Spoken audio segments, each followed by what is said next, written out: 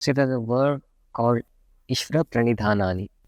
Ishvara here represents what we call as God, or you can call it as universal soul.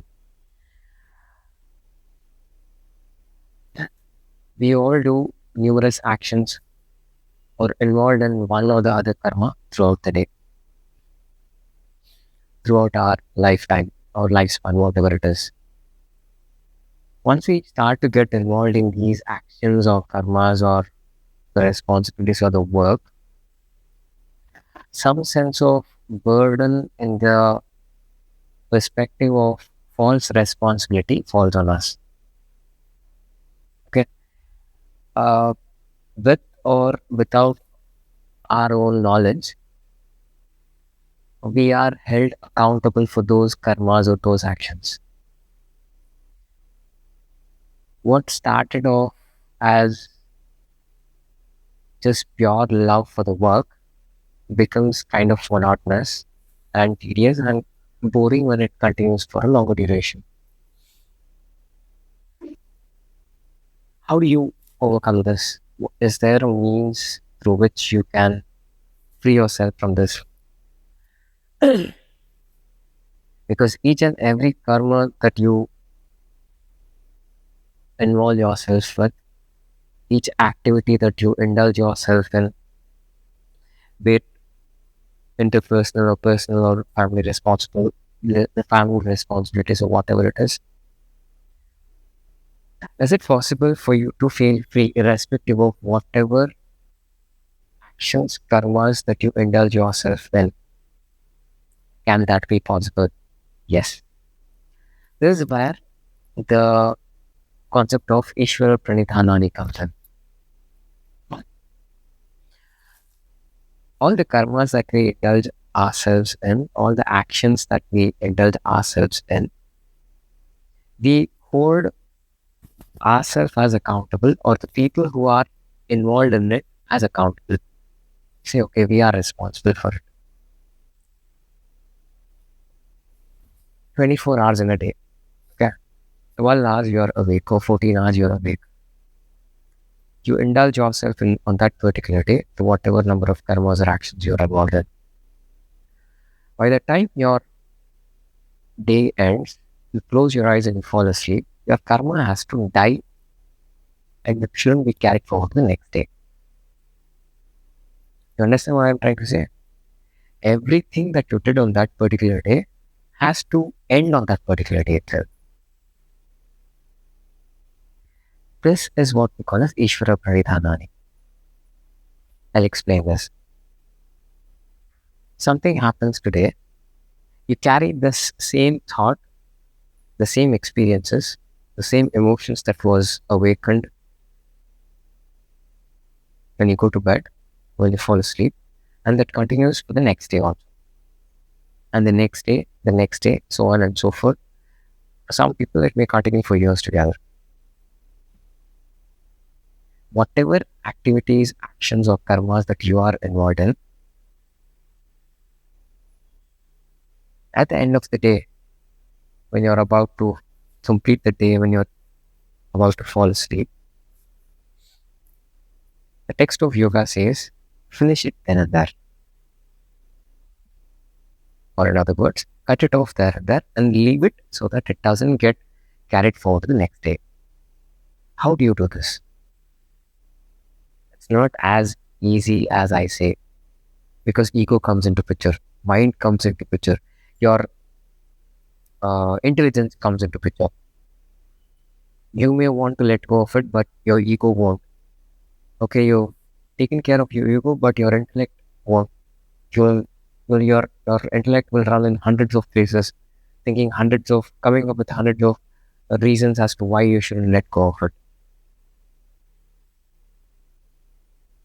Ishvara here we consider as a source of creation, okay? Though we are humans, we identify ourselves. All of us have this spark of divinity in each one of us, irrespective of whatever walks of life we come from. In other words, a part of the universal cosmos is in us. What we call this as Jivatma. Okay. So there's the cosmos, individual consciousness, cosmic consciousness, Brahmanda, Pindanda, we call this. So we are a representation of everything that exists universally. Sleep, when you fall asleep, every day when you fall asleep, you go to a state called Samadhi. That means you are completely absorbed in everything that exists around you. There is no disturbance. There's like uh, you reach a stage what is called as void. That means you become one with the creation that exists, and that's when you wake up the next morning. You feel completely a new person. Every day this happens, but there's one thing that differentiates between your sleep and the person who has realized this. What is it? Every day when you're about to end that particular day, all the actions, all the activities, all the karmas that you indulged yourself in, you have to let go of it and surrender to an energy which is much higher than yours, which is very, very important. Suppose I did some work today, it benefited thousands of people. I did some actions today which benefited my family members. I, as an individual, shouldn't take the pride or the responsibility, say, okay, it is because of me this happened. Why? Because I was just an instrument. Some higher energy made me do that particular work. I was just receptive to that energy come to me. Every single day, when you start this perspective, this approach, and you end your day, every single day when you wake up the following morning, you will be reborn as a new person. This is the purpose of sleep. Every day you close your eyes, the person who was alive up until that particular point is dead. A new person will be born the following morning when the eyes are open and then you wake up. This is what sleep means. Now imagine how many days and years you have slept and how many times you might have or have you felt something like this. Every day you wake up, you have to feel like a new kid who's born or new baby that's born. That is not happening. Why? Because we are carrying every day's what do you call this? The karma, the activities, or whatever you wish to call, and that is there in the subconscious mind, very deeply imprinted in us. As a result of which, we are sticking to the same identity of who we are yesterday, last month, last year, even today. How was it possible for you to change? Every day when you go to bed, your ego has to shatter. Why? Because let's accept you can't live without ego. Ego has to be there to a certain extent till until there's prana in our body. But the ego has to grow for higher purpose every single day. Summarizes in just one word. We have this word called gratitude or surrender. We surrender to our Ishta Devata, our whom God wants. Ishta Devata, deity, whom deity we call it as Kula Devata. Each one of us have, or Ishta Devata, your own, the god or the goddess that you reflect on the inside, you get connected to it, and that energy passes through you. So every single day, this has to happen. When this starts to happen, doesn't matter experiencing pain or pleasure, whether you're sad or happy, all these experiences will remain the same. Why is it that you have to do this? Inik ಮಾಡ್ಬೇಕಿದು. Why is it that you have to surrender? When we were kids, it was kind of mandatory. Our parents taught us at the end of the day, you have to pray and then you sleep. This isn't habit. When was the last time you did this? Why do we do this? We offer the gratitude. We say thank you to the creation, or in other words, we are thanking ourselves. Now, you heard this word called gratitude, right? It's being used very frequently these days. What is gratitude? Saying thanks to everything that we have been through throughout the day. This has become kind of affirmation also these days. This is the basic human value that you need to have. This is what we call as Ishwara Pranidhana. You say thank you to everything that made you who you are on that particular day. How we have this habit of consuming food 3 times a day, or 2 times a day, or once a day. The same way, every single day, you have to offer this gratitude. Like you have to, whichever deity you're following, whoever the Ishta Devata is, doesn't matter. You have to surrender. Why? Why? Because our energy, what we call as our jiva, the soul, what we call, it has not yet reached a stage where the energy levels of ours can match what exists in the universal cosmos. When our energy becomes so strong that what exists in me, okay, let me give this an example. Consider this energy as a small lamp that exists in us. If this lamp is placed in an open space, within seconds it will go off. Why? Because of the wind or whatever climatic condition it is. You have to let this lamp turn into humongous fire.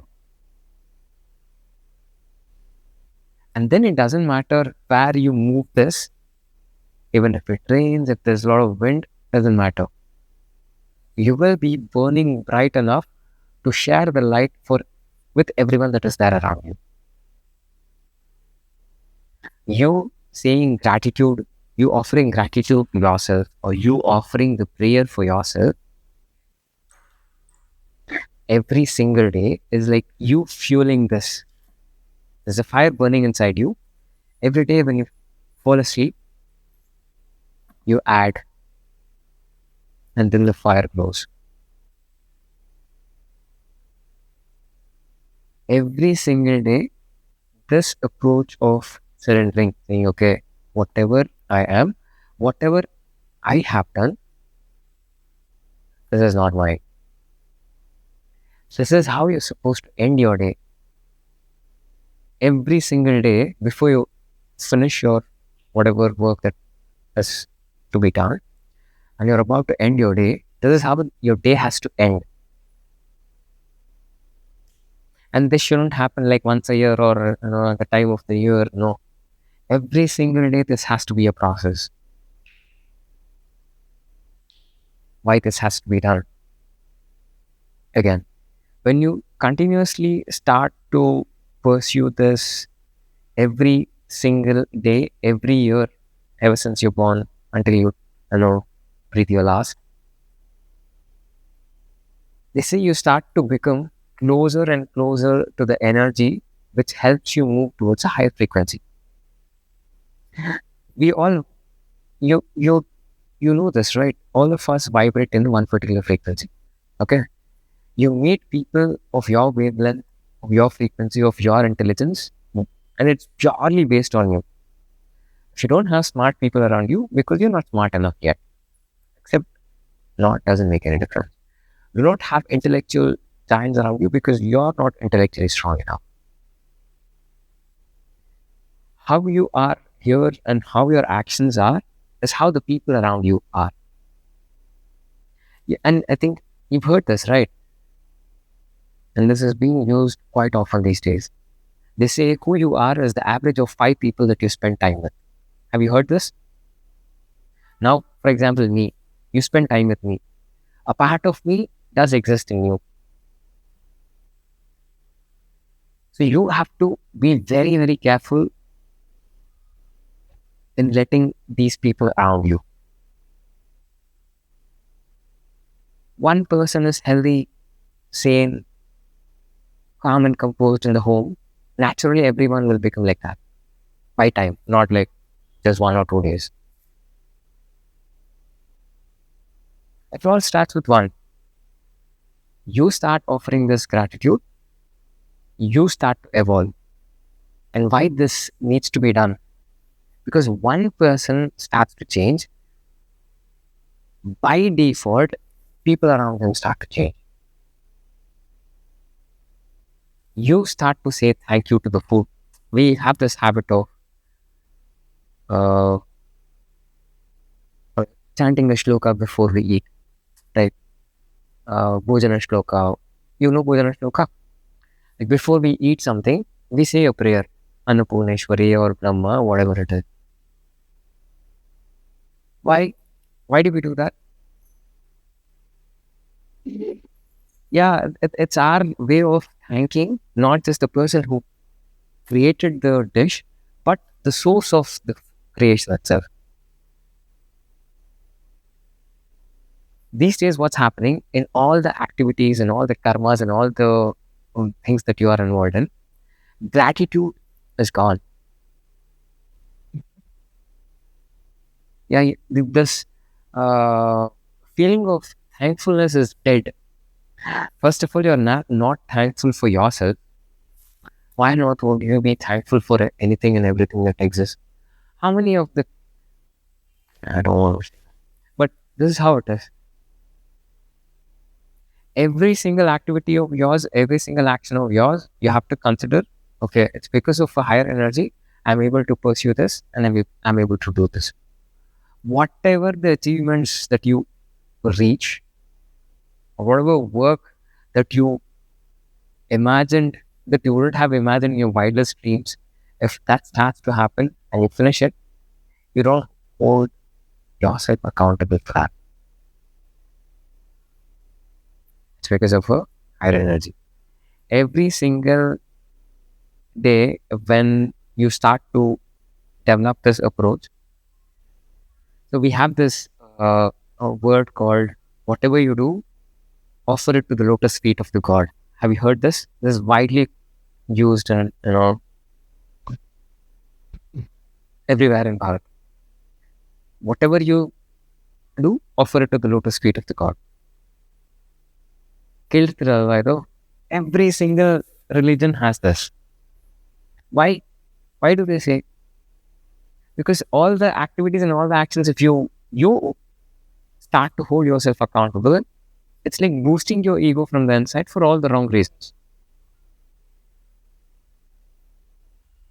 Whatever success we achieve, we usually first offer it to God or the goddess, right? See, with or without our knowledge, we were following it. Now, you follow it with this perspective. Every single day, when you start to practice this Ishwara Pranidhanani, over time, because of change of whatever number of years, it's being called as gratitude. Start, practice gratitude.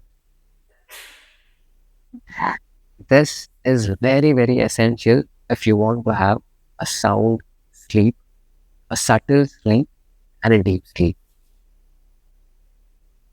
Very, very important. You practice this for yourself. From starting from today, at least for the next 10 days or something, start to practice this saying thankful, being thankful for yourself, being thankful for everything that you have done on that particular day, but not holding yourself accountable for all the accomplishments that you have accomplished on that particular day. And then see for yourself how your sleep pattern changes. And this also happens at different intensities. Now you start to pray from today, or you start this approach from today. Immediately, it won't happen today or tomorrow. It takes some time. Like how the 10th day of the practice was much better than the first day of the practice. Same way, the 10th day or the 100th day of you saying thankful for yourself, probably then you become more happier. When you start to do this before you end your day, you won't carry forward anything that happened on that particular day to sleep. This is what happens to the kids. Doesn't matter how much you scold them, whatever happens, by the time they wake up the next morning, they won't even remember. Why don't you just follow the same? You're not talking about those kids, I'm talking about probably her until like 5, 6 years or 7 years. You won't remember any single thing. Why? They don't take it into a subconscious at all. Very, very important. So when you start to practice this, a lot of things will change. You don't need to meditate before you go to bed. You don't need to journal. Just one single change of perspective. That's it. Saying thankful, being thankful for yourself for whatever happened, offering whatever happened much higher energy. And most importantly, if you believe in God, directly speak to them itself. If you do not believe in God, say, okay, there's a higher energy that's guiding me because of which I'm doing whatever I'm doing. May that guide me every single day. When you start to practice this, that should start to grow. I don't know how many of you do this because my every single day ends like this. Every single day. Very, very important. And this has to be done for years and years together. When you do this, then you'll understand the importance of sleep. And in the initial stages, this is how it is. Once the intensity in which you say thank you starts to go up, you can bring down the number of hours of sleep also to 5, 6. Because you'll be so happy, a lot of things starts to change. I'm not going to say what all starts to happen. But as and when the time passes by, the intensity in which you offer the prayer to a higher energy is very different. Is there a difference between the energy of a person who prays on the first, started to pray on the first day, and is there a difference between him and the person who's been offering prayers for 1,000+ days? Isn't there a difference between the person who is starting to practice on the first day, and the person who's practicing on the 1,000th day? It's the same prayer, but the determination in them is very different. This is very, very, very, very important. For what? For expansion and growth to happen. And when this happens every single day, when you're awake and when you wake up every single day, whatever happened yesterday is gone and you are born as a new person. This is what we call as Ishwara Pranidhana. Ashtaita, any doubt in this? Hmm?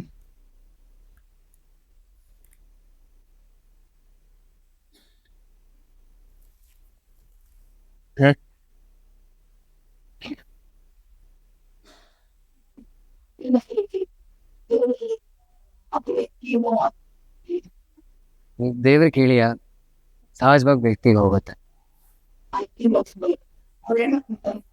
ನೆನ್ಸ್ಕೊಳ್ಳಿ, ಒಳ್ಳೇದೆ. ಹೋಗೇ ಹೋಗುತ್ತೆ ಅವರಿಗೂ. ಖಂಡಿತ ಹೋಗುತ್ತೆ. ಖಂಡಿತ ಹೋಗುತ್ತೆ.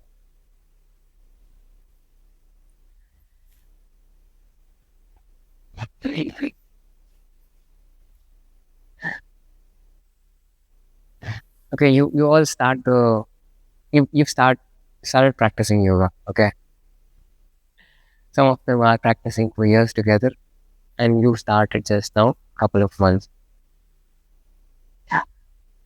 And once you start, why do you think there's a lot of breaks in between? Like you start, you stop, You restart again, you take a long break, and then you come back, you start again. Why do you think that happens? And what do you call this? This happens to you, right? Okay. I teach 5 days a week. You come on all the 5 days of the week. Why? What happens? What obstacles do you face on the path of wanting to come for all 5 days a week? Work. And then what can we consider this? Okay. Now you are saying, okay, now I'm on a journey on the path of yoga. Okay. You consider this as a journey itself. I tell you guys, okay, come for all 5 days. You can't come. If you aren't coming for 5 days, that means okay, there was some kebab mein haddi or what we call as obstacle. What are the obstacles that you guys face? She said work. Next, health issues, responsibilities, work. देखा health, work is one. What about laziness? No laziness. Good to know. Huh? So when you start, there are like so many hindrances, and this now don't take this from the perspective of just yoga. You can apply this to any phase, any work. So when you start something, you stop, you start again, you stop, you take a break, you come back again, 3 months break, 6 months break, 1 year break, and again you come back. So all these are called as obstacles.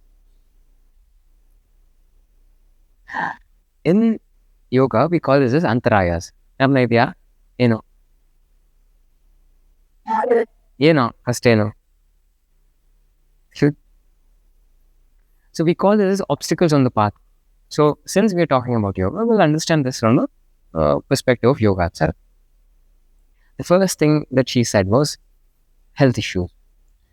You say, okay, I'm going to practice for 1 year continuously, but health gives up for one or the other reasons. That's what we call as vyadi. Vyadi means, what's vyadi? Physical disease you have. Some or the other symptoms starts to show up in different parts of the body. You fall sick. You can't come and you can't be mindful. Neither can you put your body and mind into particular work if you're experiencing one or the other disease in the body. It may be just a small fever itself. This is also an obstacle. See, now, last couple of years, a lot of things happened in whatever I was doing. I used to fall sick very often. Last year and the year before that, I fell sick like 2-3 times in a year. It never happened. Never used to happen. This year, I decided, okay, I'm not going to let this happen. This year, I didn't fall sick even once. Not even one single day. Why? Because if you fall sick for 1 day, 3 days you need rest. And 3 days before that is also gone because your body is giving signs, okay, you're getting feverish or whatever. And then another week, you need time to just rewind yourself and motivate yourself to come to that stage. And imagine if this happens twice a year. 1.5 months is gone. I'm not saying, okay, don't fall sick at all. It's not in our hands. But a lot of diseases that you experience in this particular day in 2025 can be averted.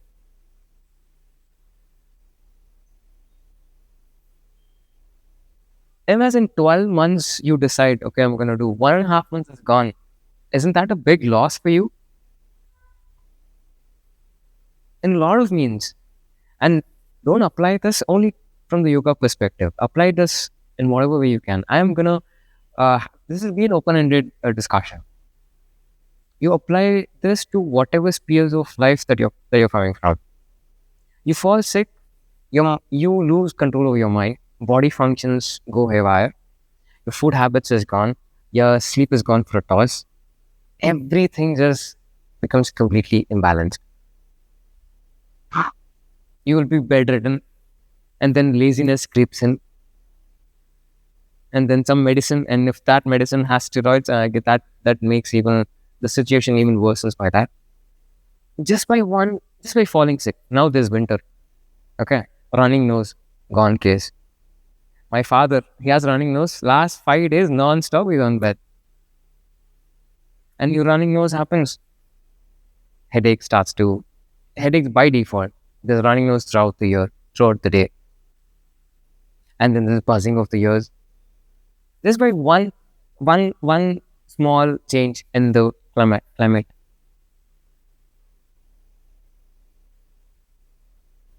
Falling sick is definitely not in our hands. If it's based on our karma, like time, when the time comes, we will have whatever we have incurred. But rest of the things that is being caused by our surroundings, that's the nature around us, we can avert that. This is the first obstacle. Vyadhi, we call this as Vyadhi. Means diseases, whatever diseases you incur in this life or whatever it is.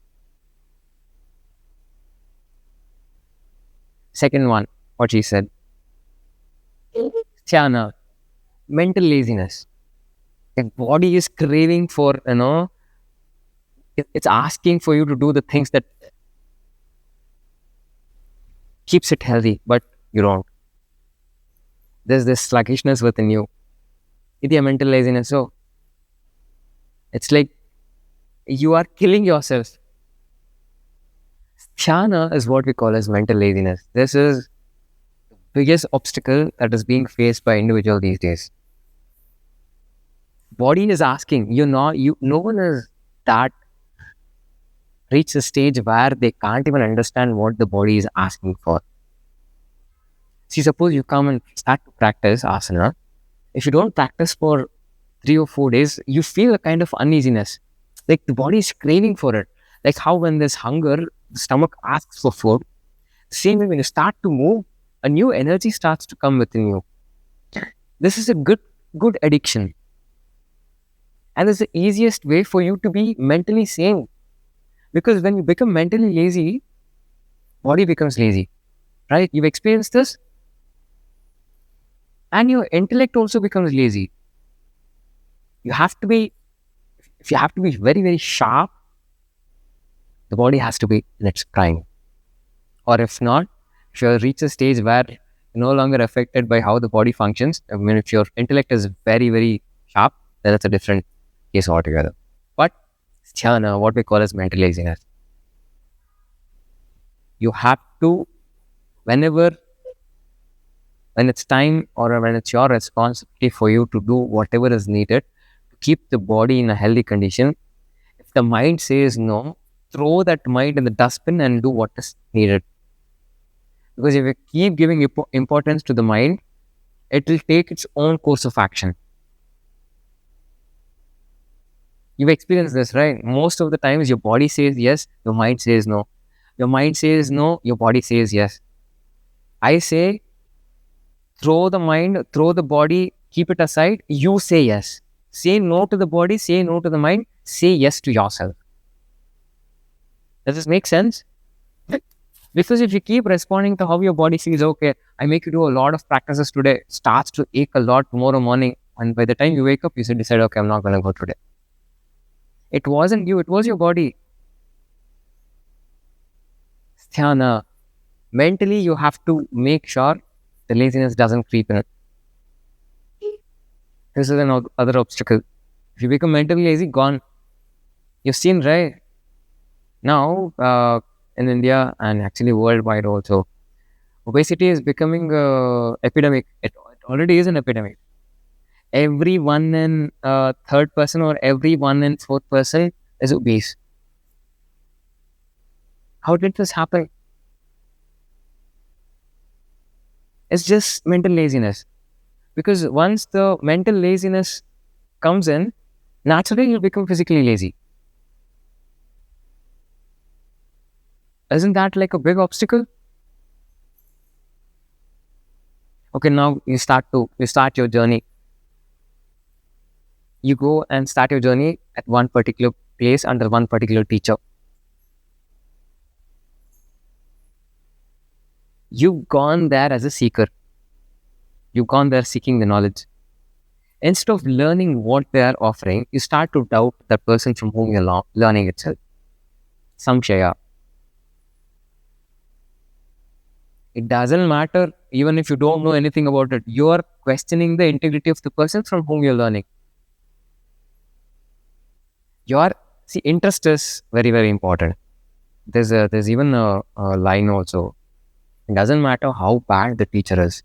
If there's a real fire in the student will surpass the teacher himself. People from whom I learned, they will at least bother to teach whatever I wanted to learn and what was there in the text. But when you sit and there's a lot of shraddha, you go beyond the person from whom you're learning. This is how the students surpass the teacher. But if there's samshaya, it's like you're doubting the person every single step of the learning process, you will never learn. 1 month you learn from me, 3 months you learn from someone else, you'll be hopping from one place to another. Why? There's like so much of self-doubt. And since you have self-doubt, you doubt everyone around you. You can apply this to whatever walks of life you come from. Imagine you're living with a couple of people. Every single day you start doubting them. Is it possible to live peacefully? Why do you think there are so many fights happening? No one trusts no one.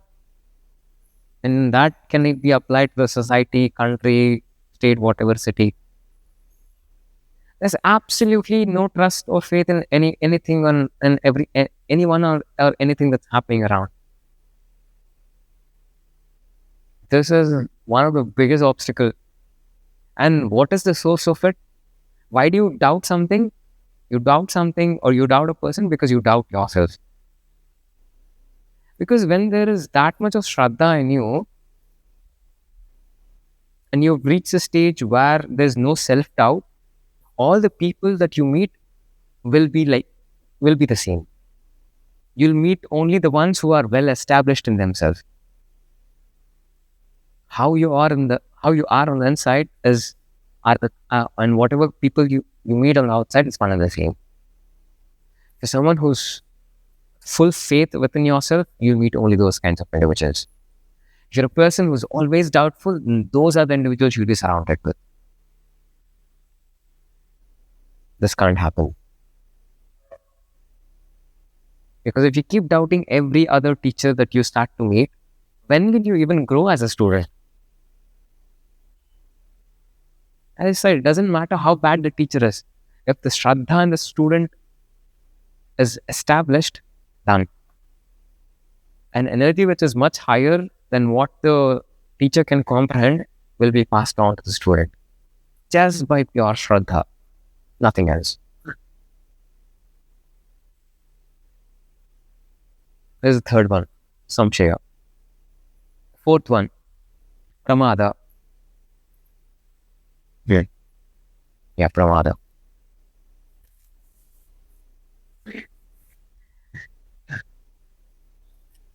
We have this word called negligence. Neglecting or carelessness. Most of the times you know that there are particular things that has to be executed or have to be done at this particular point. In spite of knowing that needs to be done, you neglect it. Okay, let's do it tomorrow, and the tomorrow never comes. Imagine how many tomorrows you have put the work. There'll be at least one or two, even I myself have. That tomorrow will never come at all. Here they say, when we talk about pramada, when they say tomorrow, we have to say now, not even today. Whatever it is. Why? Because tomorrow is another new day. Imagine, I think you know at least one or two people in your life who have pushed doing something for years together, probably decades together, not taking that one particular action which was supposed to be taken like 10 years ago. And negligent. That they're really careless about the way they lead their life. This has nothing to do with karma or anything. This is just pure mindset. There are a couple of people who, in spite of taking action and in spite of taking actions and coming out of it, they just blame their life. Like they blame their, oh, this is how my fate is. Their inability to take a particular action, and they blame it on lifestyle, they blame it on the ancestors, they blame it on the situation they are in. Nah, that's not the reason. It's pure negligence. This is what we call as pramada. Then comes alasya, physical laziness. And here they ಬೇಕಾಗಿಲ್ಲ ಇದ್ರ ಬಗ್ಗೆ. Physical laziness is one of the biggest obstacle this particular day. You're physically lazy to move. Imagine how we used to move when we were young. Or take, for example, the people who work in the fields, how much of actual activities they are involved in every particular day, and how much movement is there in your life right now. Stagnant water always smells, always rots. It's a breeding ground for all kinds of mosquitoes. The water that flows, it's always pure. It's as simple as that. You move, you'll be fresh. You're dying, you feel like, you're dying on the inside. It's because you're stuck at the physical level or the mental level. Does this make sense? ಆಲಸ್ಯ ಕೇಳಿದಿರ ತಾನೆ? Physical laziness we call this. ಇದೆಯಾ physical laziness? ನಿಮ್ಗೆ ಇದೆಯಾ? ಹೆಂಗೆ?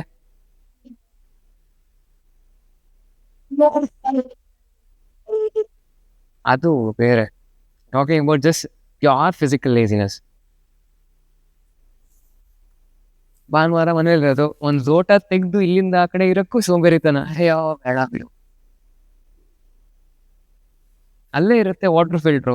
ತಗೊಳಕ್ ಅಮ್ಮ ಒಂದು ಲೋಟ ನೀರು ಕೊಡು. ತೆಗೆದು ಹೊಡಿತೀನಿ ಇವಾಗ. ಇಲ್ಲಿಂದ ಎದ್ದು ಹೋಗಿ ನೀರು ತಗೊಳಕ್ಕೆ ಸೋಂಬೇರಿತನ. ಈ ಕಡೆಯಿಂದ ಲೋಟ ತೆಗೆದು ಆ ಕಡೆ ಇಡಕ್ ಸೋಂಬೇರಿತನ. That is what we call as alasya. I won't talk about it. Don't talk about it anymore. It doesn't make any sense. But if this is there in your life, you're as good as dead. You're alive, but you're dead. Does this make sense? You applied to whatever stream that you come from, whatever walk of life you come from, you'll understand everything. Yeah, these jhana, samshaya, pramada, alasya. Next is avirati. ಕೇಳಿದಿರಾ ಇದನ್ನ?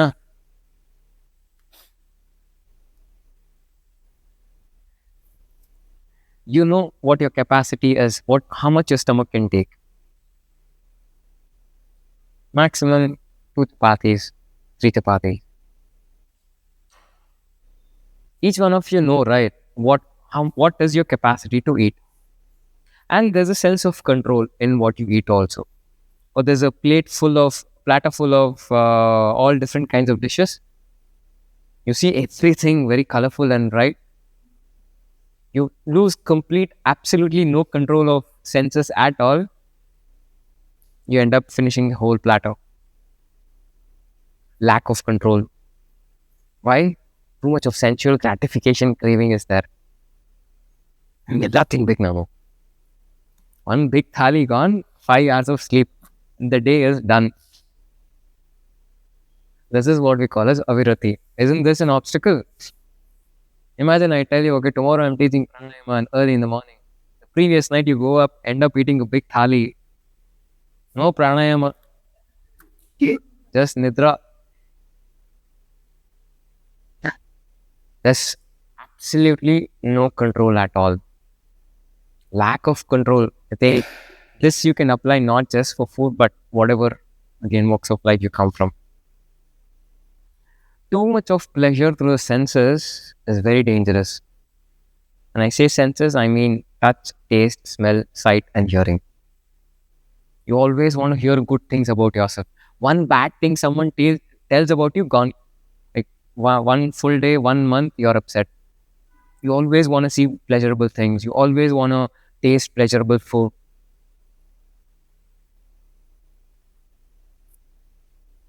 That's not possible. Too much of sensual gratification. If your happiness is based on sensual gratification, only when your senses are happy, if you are happy, again, as I said earlier, you're as good as dead. Senses are meant to divert you. You have to understand. Just because we had like two jamuns today and it made us feel good, does that mean we eat two jamuns every single meal? No. Oh, we were very, very happy today. Oh, we met so many new people, we did a lot of new things. That can't happen every single day. Why? Because you can't take it. Too much of happiness, honestly, no one can, accept it. It's too much for an individual. That's why in a year we have only limited number of festivals. Else, imagine if you celebrate a festival every single day. In 365 days, you'll die. Why? Because the energy will be so intense, you won't be able to take that amount of energy. Have you seen or heard, or you would have experienced also? If there's too much of emotional outburst, be it in the form of happiness or be it in the form of tears, people lose consciousness. Like you faint. This is what happens when there's extreme ananda. We call this as anandamaya sthiti. You lose consciousness. Like, no, I can't take it. You'll black out. If all the senses are performing at a peak every single day, you can't live as a human. You become someone else. That what it is, I'll tell you later. That's what we call as avirati. Absolutely lacking in control. Always seeking for sensual pleasures. Not saying live like a nomad. No, do what is needed. But that shouldn't be the source of your happiness. Does this make sense? The next one is called as Bhranti Darshana. Your Bhranti Darshana. Bhranti means like you live in this world of delusion. Illusion. Nothing would have happened at all. You consider, okay, that it may happen. There's always, you understand what I mean by illusion, right? Like it's like searching for water in the desert. You always keep mistaking the mirage alva, mirage for, okay, the source of water. There's always an illusion. Imagine you always live in this illusion. Okay, or 3 months I practice. Oh, I'll reach here. 1 year I practice. I'll reach here. Instead of doing what needs to be done, you keep associating time along with it. But no actions are being done at that particular point of time. You always live under this illusion. Okay, if I do this, this will happen. This is what happening. This is what is happening these days. The age of information age. You know everything, but you end up doing nothing. You live under the illusion that you know everything and you're doing everything, but nothing is actually happening. Does this make sense? You think you know everything that is there. But, okay, what next? You know everything. What are you doing from all the knowledge? Nothing. Hours and hours of endless scrolling. What is the inference from that? Nothing. What did you get out of it? Absolutely nothing. 4 hours, 5 hours of binge watching. You watch a series, all the senses were completely lost. You felt relaxed. But what came out of that? Nothing. You're understanding this?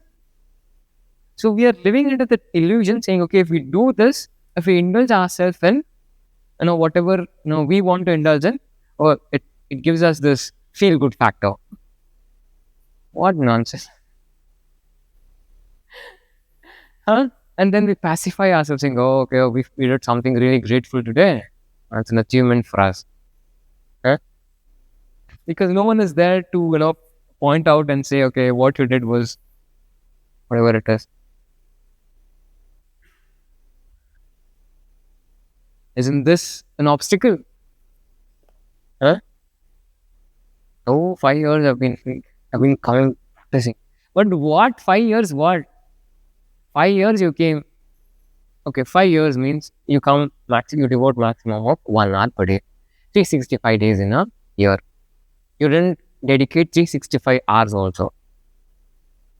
Festival, holiday, Saturday, Sunday, you take off everything. 200 hours you get, and in 200 hours also work, everything is gone. Another 50 hours, 150 hours. In that 150 hours that you practice in 1 year, how many hours were you actually present in that 150 hours? So we take off another 50 hours over there. Say, okay, 80 to 100 hours you practice. You don't say you practice for 5 years. Oh, I'm been coming for 1 year. 1 year, nah. You came for 80 hours. Magic can be done in 80 hours. Huh? Does it make sense? So you live under the illusion, oh, I mean, coming these people, nothing is happening. How? What will happen? You have to live, breathe, and grow in that. Nah, you come here, you're you're physically here, mentally somewhere else. Doesn't it make sense at all? Alva, you always under the oh, I'm going okay, so everything will be sorted. No, I have a couple of my aunts. Oh, we visit this temple every day, so this will be sorted in our life. Do you know this concept? Like you visit some god or goddesses, no, they consider okay that he will like we will be under their umbrella, or in other words, he will protect us. No, there's only to a certain extent where he can protect us. Beyond that, it's our responsibility. So we donate so much of money every year to the gods or temple or something. Let him take care of me. Doesn't make any sense. So you're under this illusion. Oh, okay, I do this. This will be taken care. No, it won't. Just because you come here and do doesn't mean your health is taken care. Nah, your your attempt, you're taking a step. What comes next is it's left to your karma, prarabdha, or the present or the future. Don't come into the okay. If I go to Harsha, everything will be okay. Nah, there are things that are beyond me also. ಅರ್ಥ ಆಯ್ತಾ ನಾನು ಹೇಳಿದ್ದು? Just because you go and seek refuge in a particular place or a particular person doesn't mean they'll completely take care of you. No, no, no. What they do, what they teach, what you learn from them is just 25%. Doesn't matter how great of a teacher I am. Even if I teach at my 100%, you will learn only 25%. And the next 25%, you have to practice by time over the years. Another 25% from the people around you. Another 25% life will teach you. You heard this? Though? Just because you go to a great teacher doesn't mean you'll understand everything that teacher has to share with you. You are not in that level. Even whatever I say today, 1 hour, whatever you've heard, only 25% you'll carry. If you practice it every single day, it will stay. Else, 25 will come to 2.5 by the end of the week and then 0.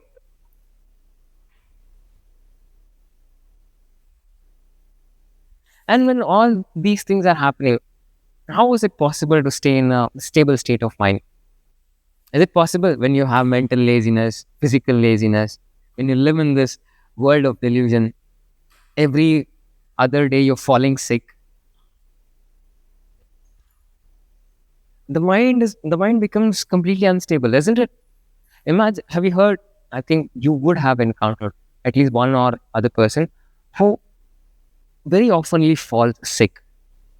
It's very difficult for them. The mind won't be stable at all. And there's always this unsettledness within them.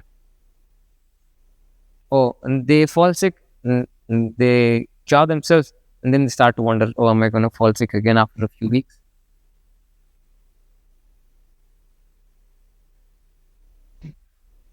And this state of mind, when it continues for, months together, you lose control. And what happens? The entire, what we call as consciousness, shatters into pieces. The mind shatters into pieces. What do you need to answer? The ego shatters into pieces. And now, on a good day, mind, ego, and then, intelligence shatters to pieces. So if your mind is in peace or pieces, if your ego is in pieces, if your intellect is in pieces, you don't know how to differentiate between what is right and what is wrong. It's because of everything that I just told you. Not just one reason. This is what we call as antarayas. These are obstacles, not just on the path of yoga, whatever path you start to pursue. Imagine, can the kids go to school regularly if they keep falling sick every third week, every fourth week?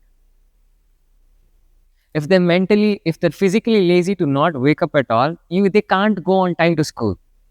If they're mentally lazy, they can't listen to what the teacher says in class. If they don't consume healthy food, they can't, stay in the prime of their health.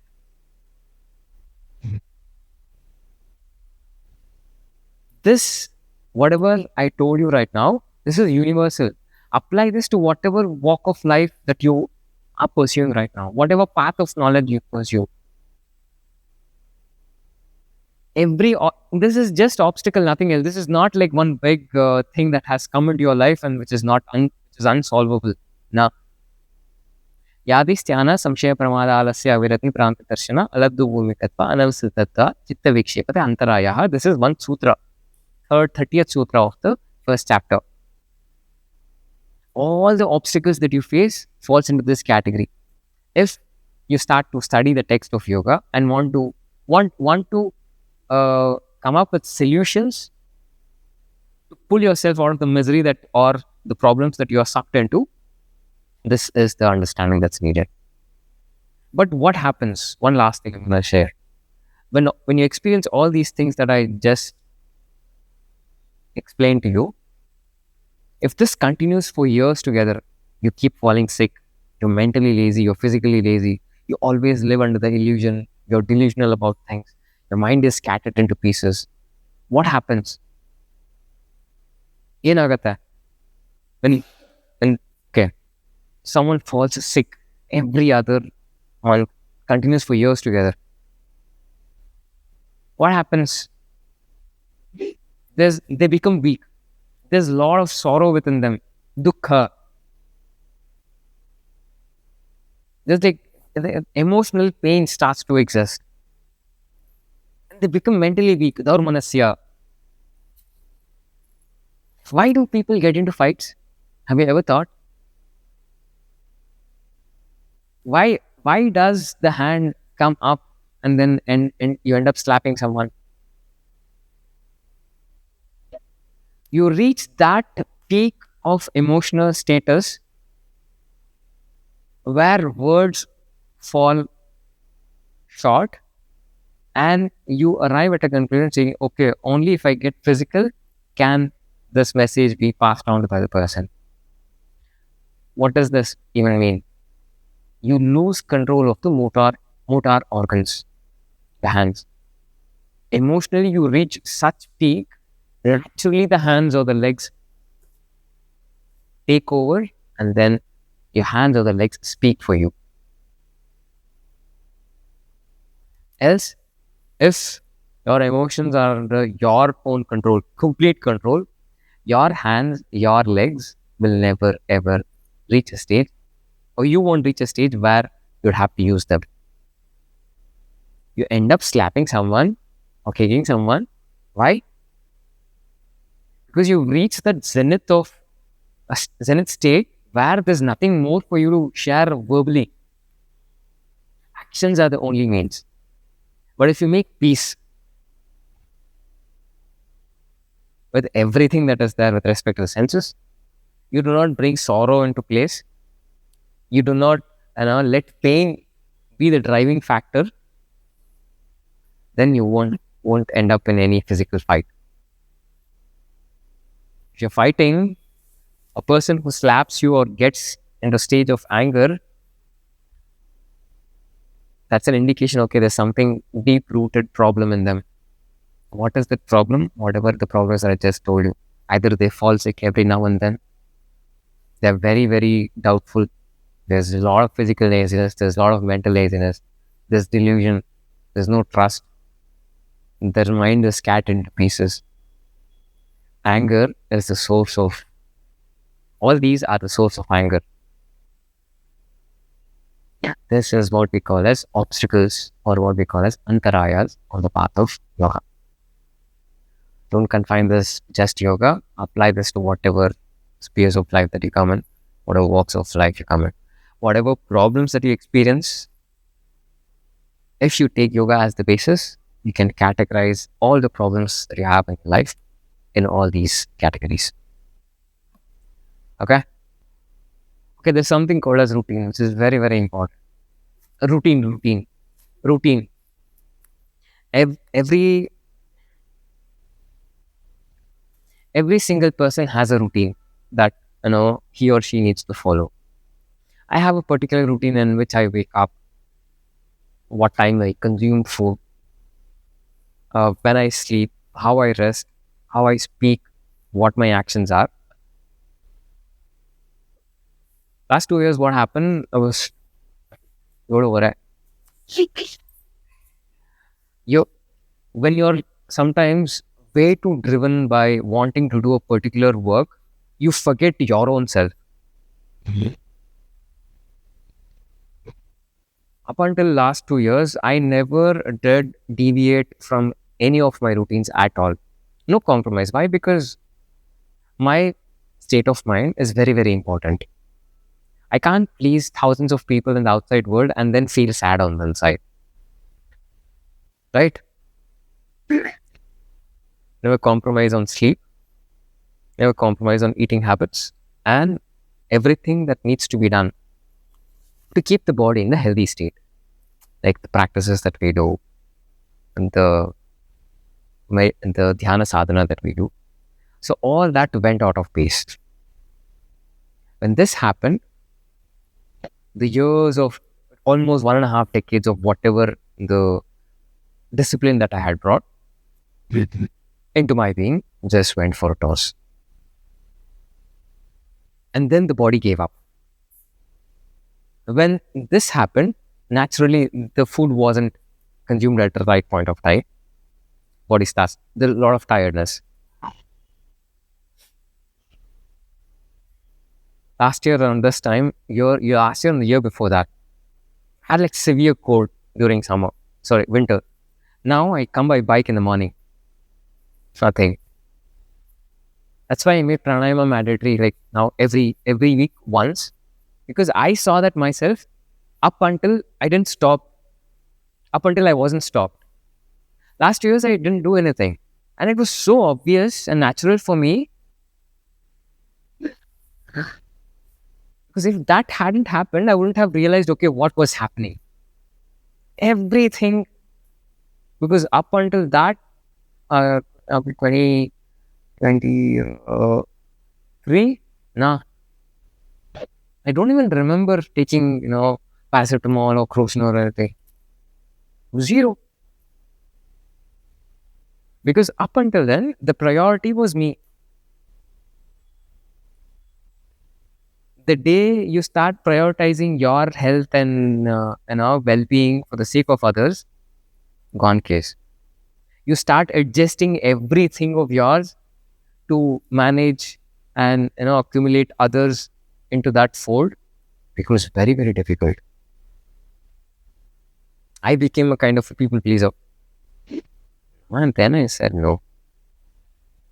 See, it's good if you become a people pleaser if the person that whom you're pleasing is as disciplined as you. You can't become a people's pleaser and indisciplined person because you have indisciplined people around. Does this make sense? Waking up on time, having food on time is very important. Why? Because it helps us keep our sanity.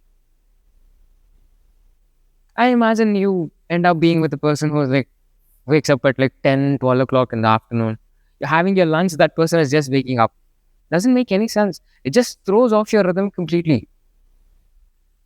I'll just give you one very, very basic example. If you are a morning person, getting up early in the morning is like the most precious thing. For a person who's a night owl, they can't even imagine waking up in the morning. Now consider you do the opposite to each every individual. A person who wants to wake up early in the morning to feel fresh is forced to work at night. A person who can't wake up in the morning at all is forced to work early in the morning. It's completely against their nature. Everything that you do has to go. We have something called as nature, right? Each one of us have something called as individuality. This is what we call as prakriti, our nature. Every action, every work of ours, we have to do in tune with the nature that is there in us. I love mathematics. I have to spend time doing a lot of math. I can't be forced to studying literature. There's someone who loves life science. You can't force them into analytical thinking. When you do every work of yours, every action of yours in tune with your nature, you'll not fall sick, either physically or mentally. But if even one routine of yours, one activity of yours is completely against your nature, and there's a lot of resistance within you to do that. Why? Because it's not fitting your, what we call as the clock in which we operate, not the clock. There's a clock here. If the work that you're doing isn't synchronizing with the clock here, mentally you get sick first. And that mental sickness gets converted into physical sickness. Does this make sense? Yeah. So this year I said, no, I'm not going to go against my nature. And you can't force or blame also. Like each one is different. You go with your nature, you'll be in peace. If someone forces you to do something because they think it's good, but you deep down know that it's not, why bother? Like this, I want to do this ever since I came back and restarted this. But every time I want to do, the ones who were there in the evening, they were like least bothered, least interested. Then I said, I was telling him also. I said, no, I'm going to do this. Come if you're interested. Not, forget about it. Go find somewhere else. A lot of people left. It's very, very important. Because now we have these many. Naturally, people will start to grow. Why? Because we are attracting that energy. You've heard this, what we send out is what we receive. I wanted to receive something else, but I was sending all the wrong signals. Yeah. Naturally, one will fall sick. When you send out the right signals, right kind of reception also starts to happen. Imagine you send out all the wrong signals in the world and you wish to be healthy, happy, and sane mentally. How is that possible? ಆಗುತ್ತಾ ಅದು? ಸಾಧ್ಯನೇ ಇಲ್ಲ. The physical health deteriorates mainly first starting from here. That's what I changed this year. And a lot of other things. Okay? Right here.